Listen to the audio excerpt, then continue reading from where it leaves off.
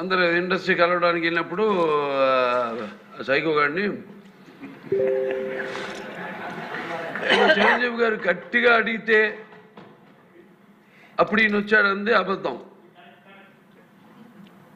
గట్టిగా ఎవడు అడగలేదు అక్కడ.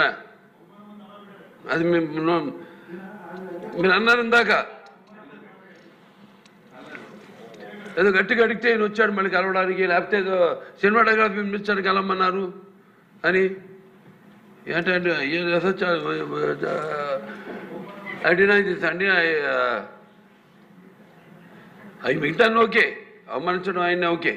ఏదో ఆయన పెద్ద గట్టిగా చెప్తే ఆయన దిగి వచ్చాడంట కలవడానికి, లేకపోతే సినిమాటోగ్రఫీ మినిస్టర్ని కలవమన్నా అంట.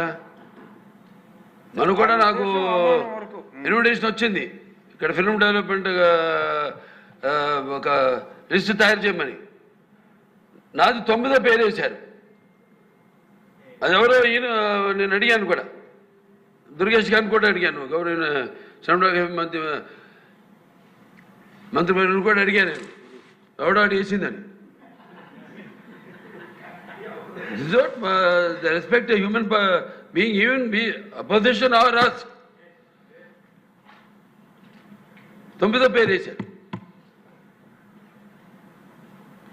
ఇదే అదేదో గట్టి ఎవడు అడిగాడు, గట్టిగా అడిగితే పంపించారు లోపలికి, వచ్చాడు ఈడు కలవడానికి. Sorry, I want to clarify this. No, very good, sir. Nonsense. కన్నుల పండుగగా ఈ రోజున మా బాలయ్య బాబు 50 సంవత్సరాల నట జీవిత వేడుక ఇంత బాగా జరుగుతుంటాం. అందులో మేము పార్టిసిపేట్ చేసే అవకాశం మాకు రావటం అన్నది అత్యద్భుతం. చాలా చాలా సంతోషం. ఈ సంతోషం మీరు ఎంతగా పంచుకున్నారో అంతకంత సంతోషంగా మాకు ఉంది. ఎందుకంటే ఇది కేవలం బాలయ్య బాబుకు జరుగుతున్నటువంటి 50 సంవత్సరాల నట జీవితపు వేడుక కాదు, సినిమా ఇండస్ట్రీకి జరుగుతున్న వేడుకగా నేను భావిస్తున్నాను. ఇది యాదృశ్చికమో కాకతాళీయమో లేకపోతే ఆ దైవ సంకల్పం నాకు తెలియదు, కానీ విశ్వవిఖ్యాత నట సార్వభౌమ నందమూరి తారక రామారావు గారి సెంటినరీ 100 సంవత్సరాల జయంతి ఉత్సవాలు జరుపుకునే సంవత్సరంలో బాలకృష్ణ గారి 50 సంవత్సరాల నట జీవితం వేడుక కూడా జరగడం అన్నది గొప్ప ఫీట్. ఎవరికో ఎప్పుడో గారి జరగటువంటి అద్భుతమైనటువంటి ప్రక్రియ ఇది. రామారావు గారు మహానుభావుడు, ఆయన చెయ్యని పాత్రలు లేవు. రాముడు, కృష్ణుడు, వెంకటేశ్వర స్వామి, రావణాసురుడు ఇలాంటి పౌరాణిక జానపద సాంఘిక చిత్రాలు ఏవి చూసుకున్నా సరే ఆయన వేసిన బలమైన ముద్ర అది అంతా ఇంత కాదు. ఆయన పుత్రుడుగా రాణించి మెప్పించి ఒప్పించడం ఆషామాషి విషయం కాదు. But Balakrishna he made it. నాన్నగారు చేసిన పాత్రలు చేశారు. నాన్నగారు లాగా రాముడు, కృష్ణుడు పాత్రలు వేశారు, శ్రీకృష్ణదేవరాయల పాత్రలు వేశారు. అన్ని రకాల పాత్రలు వేసి ఆయనకు తగ్గ తనయుడుగా తను ఈ రోజున సినిమా ఇండస్ట్రీలో నిరూపించుకుంటూ అజరామరంగా ముందుకు సాగుతూ వెళుతున్నారు. రామారావు గారి వెయ్యని పాత్రలు కూడా బాలయ్య వేసిన పాత్ర తెలుసా? ఫ్యాక్షన్ పాత్రలు. కత్తి తీసుకుని నరుకుతూ వెళ్తే ఒక రకంగా చెప్పాలంటే ఇంద్రసేనారెడ్డిగా చేసినటువంటి సినిమా ఇన్స్పిరేషన్ కూడా సమరసింహారెడ్డి.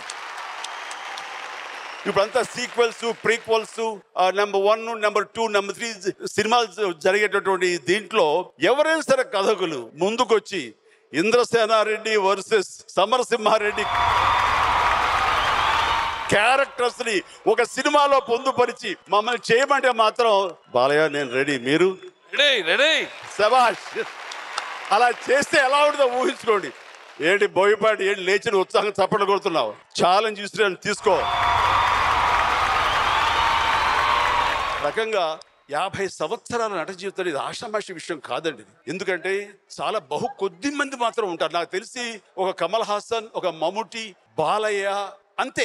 అమితాబ్ బచ్చన్ గారు 42-43 ఏళ్ల తర్వాత ఆయన క్యారెక్టర్ యాక్టర్ గా మారిపోయి గత దశాబ్దాల కాలంగా ఆయన యాక్టివ్ గా చేస్తున్నారు, కానీ హీరోగా కాదు.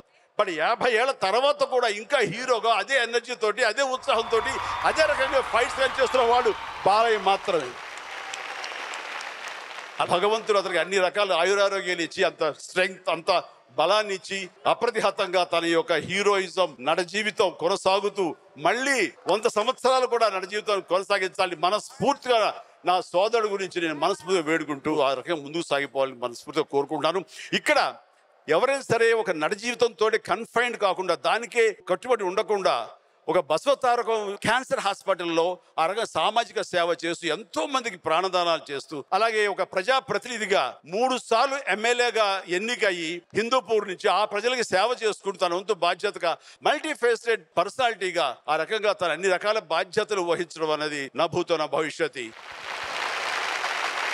ఇలాంటి కార్యక్రమంలో మేము అందరం పాలు పంచుకోవడం, ఇంతమంది కుటుంబ సభ్యులు అందరూ, సినిమా పరిశ్రమ అంతా ఒక్కటే ఇక్కడ మీ ముందు నిలబడటం అన్నది అది బాలయ్యకే సాధ్యమైంది. ఈ రకంగా మేమంతా ఒక్కటి, మా ఆర్టిస్టుల మధ్య విభేదాలు లేవు అని తెలియచెప్పడానికి ఈ కార్యక్రమం కేవలం బాలకృష్ణని మనం అభిమానించుకోవడమును, తన సన్మానించుకోవడమే కాకుండా మేమంతా ఒక్కటి, ఒక కుటుంబం అని చెప్పుకోవడానికి కూడా ఈ వేదిక దోహదపడింది.